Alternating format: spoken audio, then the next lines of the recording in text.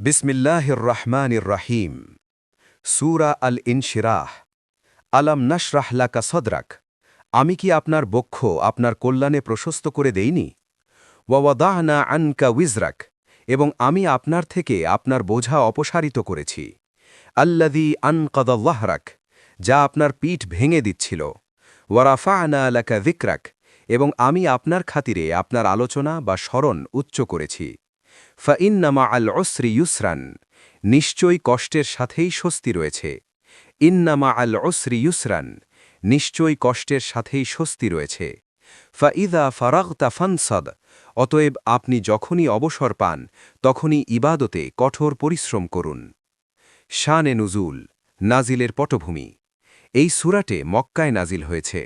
নবুয়তের প্রাথমিক যুগে রাসূলুল্লাহ সাল্লাল্লাহু আলাইহি ওয়াসাল্লাম যখন ইসলামের দাওয়াত দিতে শুরু করেন তখন কুরাইশরা তার তীব্র বিরোধিতা শুরু করে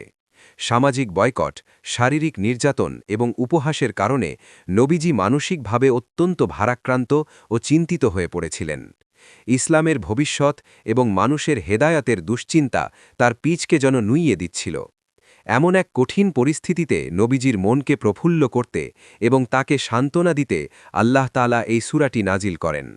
আল্লাহ তাকে মনে করিয়ে দেন যে তার অন্তরকে তো আল্লাহ জ্ঞান ও নবুয়তের আলো দিয়ে প্রশস্ত করেই দিয়েছেন এবং তার মর্যাদা পৃথিবীর সব কিছুর ঊর্ধ্বে তুলে ধরেছেন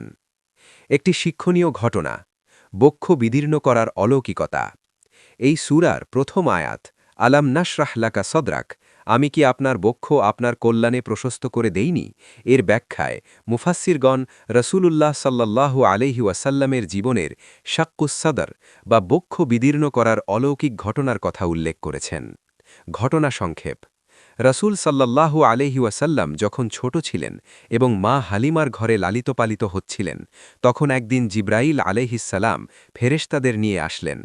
তারা নবীজির বক্ষ বিদীর্ণ করলেন এবং তার হৃদয় বের করে তা জমজম পানি দিয়ে ধৌত করলেন